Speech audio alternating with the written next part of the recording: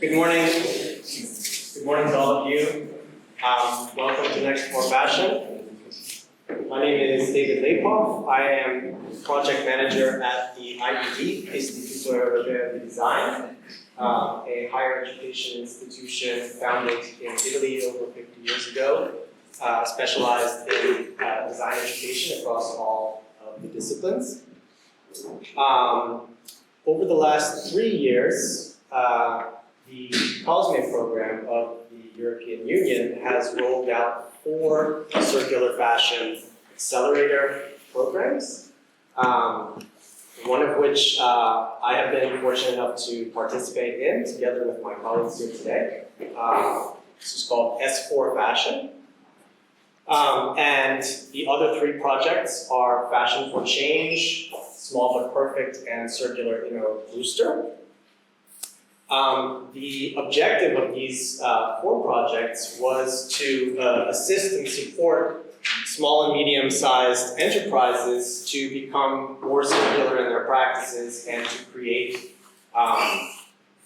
new services and products, and also to shed light on how we can continue to put circularity and regenerative fashion at the center of the fashion sector. So, actually, originally today we were organizing the NXT4Fashion final conference, but we decided that it made more sense and it would be much more meaningful for all of us to gather all of the projects together under one roof to share knowledge and to pave a path, the next steps forward towards this systemic change that we need to achieve.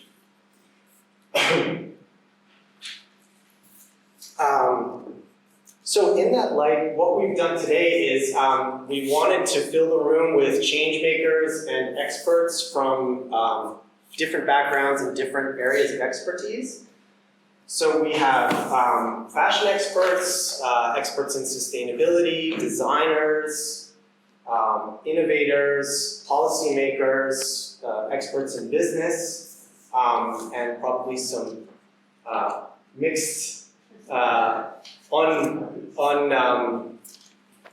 unclassifiables, perhaps such as myself, but that's okay, because it's these different kinds of aspects that need to come together. We need to have come at it at a different angle to make the changes that haven't come with, let's say, this linear approach, right? So what we want to do today is to share the knowledge, share our expertise, the work that we've all been doing, and the insights so that we can plan these next steps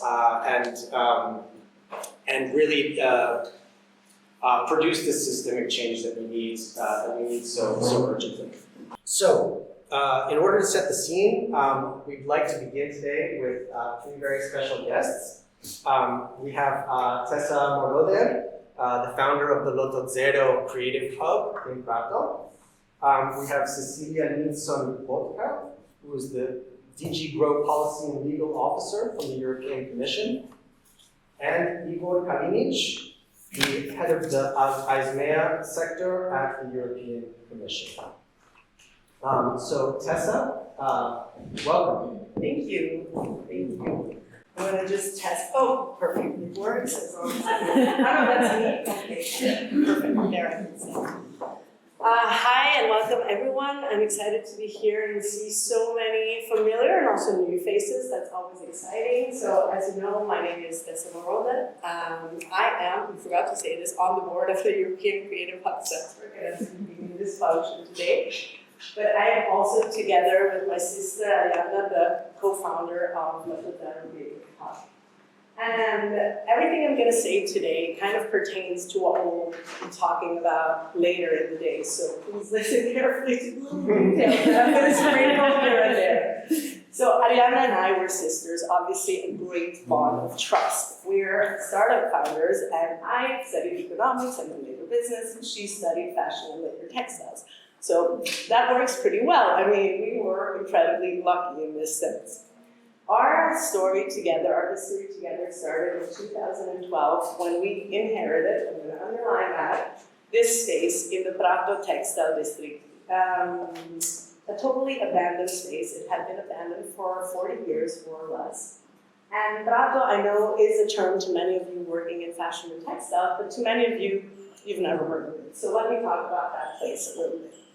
Prato, which is 20 minutes by train outside of Florence, is a city of 200,000 people, and it's one of the most historical and biggest textile district in Europe. It's currently maybe the biggest textile district in Europe. We have, and people are shocked when I say this, about 8,000 companies currently active in fashion and textiles. 2,000 of these companies are working specifically in textiles. So it's pretty big, and people are very impressed when they come and visit us. But this is not the only thing that's really special about Prato. Prato, and I love this picture that you see here on the left, has been, since 100 years, known for recycling wool. Now, even people that work with fashion and textiles sometimes come up to me and tell me, oh, wouldn't it be great if we could recycle wool? And I'm like, well, yeah, we kind of have been doing that since 100 years.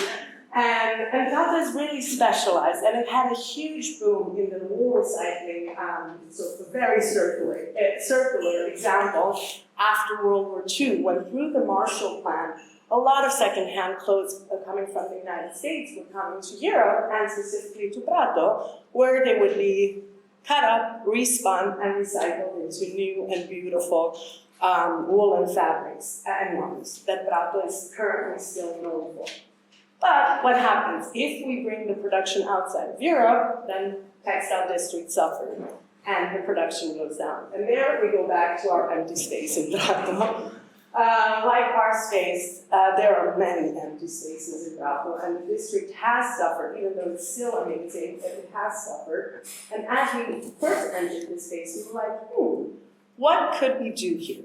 It is such a beautiful space. What can we do? We had traveled all over Europe. Arianna is a textile designer. She was a student before that, so she knew a lot of students. We interviewed a lot of people that were leaving the school system and were trying to enter the workforce, enter the real-life industry. So we knew what was missing. They told us, we're missing laboratories. We leave the schools. We don't know where we can go and work. We don't know where we produce, where we can experiment, where we can prototype. We cannot afford the expensive machinery that many schools have, many businesses have, but they won't allow us to use, and we cannot buy them. Okay, so maybe I didn't use the most expensive machine for this picture. I should have used a more good, but you get the gist of it. Anyhow, we don't have the machinery. We don't have this physical space. Many people work, let alone Prato has a lot of empty space, but many people work in cities where there is no empty space. Every single thing is super expensive that we can use creatively in a way that nobody dictates how we should use. We can do whatever we want in it. And we're also missing the space where we can set up our businesses. We don't have business addresses. We don't even know where we can get, our materials sent to. So definitely also a more structured space is missing. And these are more of the space-specific things and material-specific things. We are missing a part of our education. Obviously, higher education is doing an incredible job, but it's still missing a very big link to then the industrial workforce. So we're missing a whole bunch of things that we need to enter the workforce, whether it be, a company, whether I want to start up my own company. We're missing that kind of formation, and we're missing the industry connections. So we had all this information. This was more than 10 years ago, and we're like, what do we create? We don't know. In this moment, an amazing European project starts. It's the European Creative Hubs Network, which at the time it was not an organization, it was a funded project, and they created these amazing workshops all over Europe that we participated in avidly, and they taught us how to create creative hubs. They taught us what do you need to set them up, how do you become a manager. They created these amazing toolboxes, toolkits, that we would use to really, build our business, and we finally understood. I mean, to us nowadays, we hear Creative Hub and we're like, yeah, that's a word that has been around forever. No, it hasn't. We didn't even know we were a creative hub when we started. So, the work that has been done and the understanding of what we are and the crossroads on which we stand on was incredibly useful. So at the time, we started off in 2016 through many workshops and through our work. We were one of the very few. Nowadays, so 7 years later, we have a whole bunch of European creative hubs that are focusing on fashion and textiles. I'm going to cite just the most important ones. Today, Zip House, which is one of the partners of the NXT4Fashion project, Big Textile Lab in France, Fashion Green Hub also in France, New Order of Fashion in the Netherlands, the Icelandic Center. We go all the way to Iceland. We don't want to leave anyone out. The Textile Prototyping Lab in Germany, one of them in Portugal, Green Fabric here in Brussels, House of All in Germany, and Digital and Circular Fashion House in Finland. These are just some of the few, but we're working and our network is getting stronger every day. We're creating a cluster of hubs that will collaborate, or that are already collaborating within the European Creative Hubs network. And we are lucky enough because we get to do amazing projects. We get to support young designers and brands, sometimes with, as is the case with NXT4Fashion, even giving them money, which in certain countries you won't believe it because we're all here in Belgium, which notoriously finances their young designers and brands very well. But sometimes we are talking about young designers and brands that had never had €1 of public funding. So giving them this small, which to us seems like a small amount of money, is just such an incredible opportunity that they need and that they will really make huge steps with. But obviously that's not the only thing we do. We transfer skills and knowledge to the new generations, and this is obviously practical skills, green skills, business skills. We create communities, even now, just today, being all here together. It is a wonderful way for people who are really literally pioneers in what they are doing to talk, to discuss, to understand how to move forward together and collaborate. We offer space, which is, thank you. That's very nice. I gotta give it back to you, thanks. Which is obviously one of the more basic things, but not to be underestimated. And then, obviously, all of this helps us promote a sustainable, fair, high quality, and I will underline that because all the other things are not enough if that's not present, and local production. So I think the work that we are doing as creative hubs is incredible. And I have to say, we're also lucky enough to be in the continent that is, I have to say, of all continents, really promoting sustainability on an important level. And many important things have been done. And obviously, it's not just on the consumer level because regulations need to be there and they need to be in place. But we are supporting these young designers, these young brands, and they're fighting an unfair fight because they're going up against people that have no problem in exploiting resources and exploiting other people. And this we cannot protect them from, or currently we're not protecting them from enough. So this is definitely a step we need to take in that direction to really give a chance for these designers to make the change and not the change makers to be the people that actually created the system that we're operating in right now. Because currently that's what we see. We're allowing the same people that created this mess of a system to be the so-called change makers and the green people. So please, let's not do that. Let's give the opportunity to the people who are really making it close, who are really making the change, who are supporting equitable systems. And our commitment at ECHN is to continue doing this.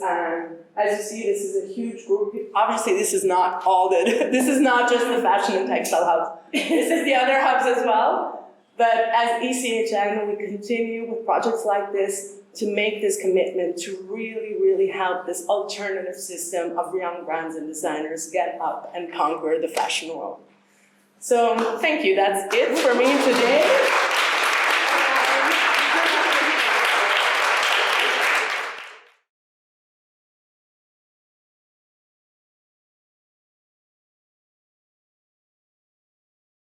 Well, thank you. And thanks to everyone for having invited me here. Yes, I said I work in the Director General for Urban Market, Industry, Entrepreneurship and SMEs, called DG Growth. I'm very invited to hear more about the projects under the Circular Fashion Call here today. And I want to give a bit of a highlight some relevant aspects for fashion and textiles, and some of the initiatives that we are currently working on in the Commission. But first, I mean, fashion is important in most of our daily lives, and also the fashion industry is very important for the European economy. But it also has a major impact on the environment and climate. So making the fashion industry and the modern textile industry more circular and sustainable is very important, and it fits into many of the actions we are currently undertaking in the overall textile sector. It is clear that it requires changes in the way we produce, use, and dispose of textile products. And I wanted to mention, in line with the Green Deal ambition, the Circular Economy Action Plan, and the updated EU Industrial Strategy, the textile sector was identified as a key value chain with a need for action. And you're probably all very well aware of that last year we adopted the EU strategy for circular and sustainable textiles. It is, in short, a framework to setting up to work on more increased circularity and sustainability, addressing the whole life cycle of textile products, from design to consumption and to the end of life. The textile strategy is currently being implemented through many ongoing initiatives. I will come back to more of it later on, but some of the legislative initiatives are from the proposal for eco-design for sustainable products regulations, there are initiatives against green claims, and there is also regarding textiles waste. The strategy is also being implemented through non-regulatory initiatives. And here I want to highlight the transition pathway for the textiles ecosystem. This is something that I've been directly involved in very much, and we published a policy report in June this year. And we worked very closely with stakeholders to develop the transition pathway. And the aim is to make the industry greener, more digital, and to ensure its long-term resilience and competitiveness. The transition pathway identifies 50 specific actions to achieve this greening and the digital transition. Some of the actions include promoting circular and sustainable business practices, support to SMEs, for example, to innovate and grow internationally, onboard consumers, to launching consumer campaigns and raising awareness. And currently we are in the phase of what we call implementing these actions, and we are inviting all stakeholders to come forward with their commitments and how they can implement these actions. And we have received many, interesting proposed commitments, and we are assessing them for the moment in view of publication early next year, I mean. And this we hope will inspire more companies to come forward. Because, as I said, it's to achieve this circular or sustainable fashion and textile, it's a shared responsibility. In addition to the framework we are setting, we really need companies and also consumers on board. And another aspect, I want to just know that we know that all the sustainability requirements, it may be challenging for companies, but it will also be opportunities. And this is where companies have a high demand for sustainable products. And here, the consumer involvement is very important to get consumers on board. Because I think sustainable products may, at least at first, be a little bit more expensive, probably, maybe not necessarily, but there's an affordability aspect of this. We actually get consumers on board and to understand that their willingness to pay and for most things. And then also another aspect I wanted to mention is that the textile sector is one of the most globalized value chains, and that over 70% of fashion products consumed in the EU are imported. And this brings benefits, of course, to the trade aspect, but also challenges. For example, we have differences between social and environmental standards. And so the importance of market surveillance and creating a playing level field is very important. And another aspect which, of course, you're very well of, that the textiles whole ecosystem is mainly composed of SMEs now. And support to SMEs for the green transition and also the digital transition is essential. And I know that later today we will hear more about support through, for example, Enterprise Europe Network, but I just wanted to mention it already briefly here. Skills is also very important, both for the green and the digital transition, and I know that investments are needed to up the reskilling, and from us I'll be working on implementing the EU Pact for Skills for the textiles ecosystem. Overall, I know that funding is very crucial for companies, SMEs particularly, and there is available funding under EU funding programs such as the Single Market Program, LIFE, Digital Europe, the Agreement on Digital Transition. But we also understand, and also became very clear from this co-creation process we have stakeholders, that stakeholders struggle to take advantage of funding available. So what we are doing, we are working very hard and have proposed a European partnership on textiles under Horizon Europe. The Horizon Europe is EU's key funding program for research and innovation. It is still a proposal, but I can assure you that we are doing our best that this we will succeed in this. It will be the partnership is that it should be co-funding with industry for priorities to undertake. And it will focus on research and innovation, important for the new EU legislation, and so how products are designed, manufactured, and disposed at the end of life cycle. Like I said, it's still a proposal, and we hope that towards early next year there may be some more decisions on this, but there are other discussions ongoing in the Commission and the Member States. So with this, I am eager for now. I'm looking forward to continue the discussions, what we are doing in the Commission, and also hear your views on the sustainable fashion throughout the day, and we'll have the policy dialogue later in the afternoon. So many thanks for now.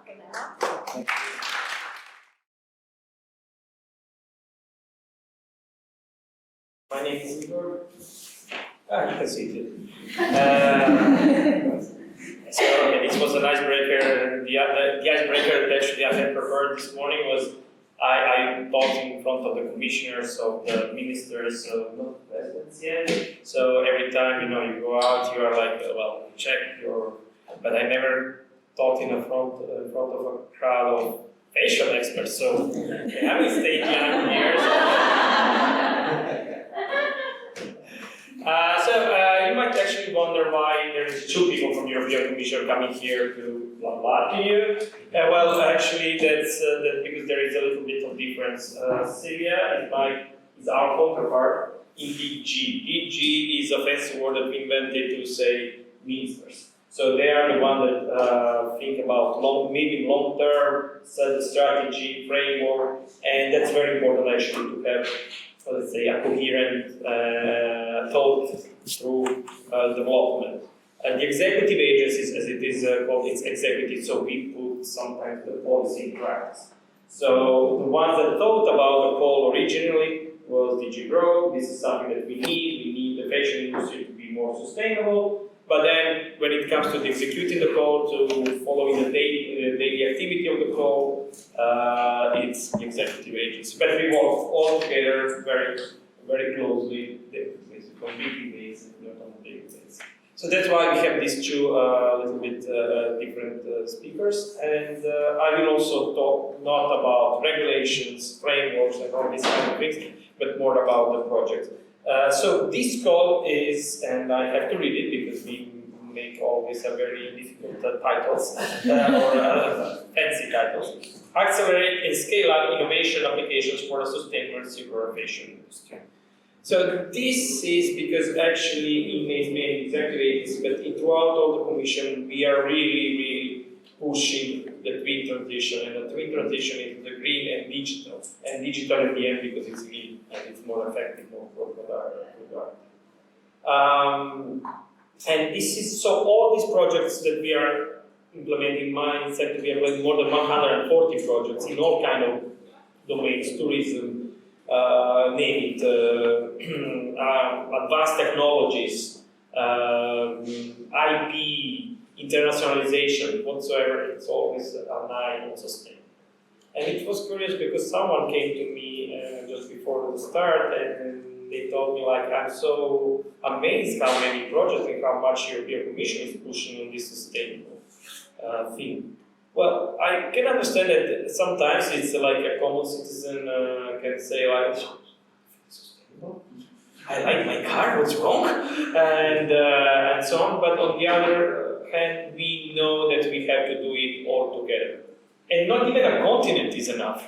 We have to be all 5, 6, 7 continents, whatever, depending how we count them.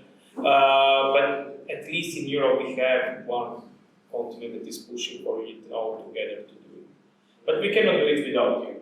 And I'm very glad that there are initiatives that you just heard that actually they started on their own, but then they found something that was there. And that's, I think, it's the role of the government to help, not to do it, because then it's imposed. So we give a little push, and then it's the civil society that we would like to see. So from this perspective, I really welcome the idea that you have not to do just the final event of one project, but to put all these 4 projects together. I was at a kickoff meeting, I think 3 years ago, something like that, 29 January 21, I put the date here. And this was 4 separate projects. They won't know, they didn't, well, maybe they knew each other, but they didn't know that they were not supposed to collaborate. But this is what actually we like to see. That we gave a little push because the total amount is 3.5 million euros, which might seem a lot, but actually it's not really a lot. But it becomes a snowball effect if then the communities get together. So this is rarely we can really do on our own a change, but we can do it when it comes to this cooperation as the network of hubs that you mentioned earlier. And as it was mentioned, the Enterprise Europe Network, that I invite you to use it. Enterprise Europe Network is present in every region in Europe. Yeah. So they'll tell you more what they can do for you. They have a special group on textile and fashion, so I will not cover that, but this is also one of the projects that is managed in the agency. Now, as I said, these 4 projects started 3 years ago. A couple of them have just finished or finished not that far ago, and 2 are about to be finished. So they are the final phases, and what is very interesting for us and what I'm really regretting that cannot stay longer is actually to see the results. So I know that you will be having the presentations of 3 pilot projects, and this is something that we want. It's very important for us. This is important because then I can use these examples to put them in other speeches and actually to have something really tangible to say, look, this is what Europe has done. Because, yeah, talking about legislations or regulations, it's for certain audience, but definitely not for, as I said, for my grandmother that has to understand what it has done. But these are really the projects that, or some cool, super innovative hydrogen project. Well, yeah. But this is something that actually the common citizen can really understand. But don't under-evaluate also the importance of what Cecilia mentioned, the policy people. So this is a little bit, okay, the implementation of the project, it's fine, nice, but then we need from you to tell us what worked, what didn't work, what can be done better, because we will do another call. Or we will not do a call if it was not working. If we will spend this money in a better way, but without your feedback, you have nothing. Sometimes people really think bad about lobbyists, but let me tell you one thing, without a lobbyist, and you are lobbyists today in a certain way, we can't work. We are experts in writing policies, regulations, but about what we are writing, it comes from you. So that's why we need really you to discuss and to give us the feedback. I think I have already talked a lot, so I will I will try to conclude and just mention one more project that we are also running. It's WORTH, WORTH. It has already the phase 1, and it's a very interesting project because it puts together basically designers, fashion industry, whatever SME in the fashion industry, really whatever in jewelry, furniture, textile as well, and technological companies to make actually technological innovation. And it's a very interesting project because we try to put together people that would never talk to each other. So very much an engineer-focused guy, very squared. I'm an engineer by education, and someone that uses the imagination at a daily basis because that's part of the work.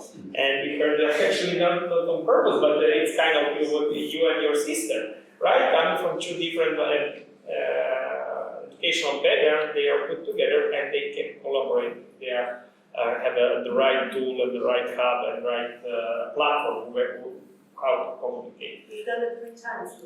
Oh, Yeah. very good. It's a great, do it, young designers that are here, if you can do it the last. Exactly. So there is another call for another batch of projects that is ending on December 12th. So if you Google a Wolf project, you can and you will spread the word.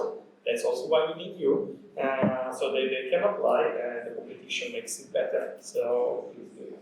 So this was all from my side, and I wish you a very good, productive, well, almost afternoon. So thank you.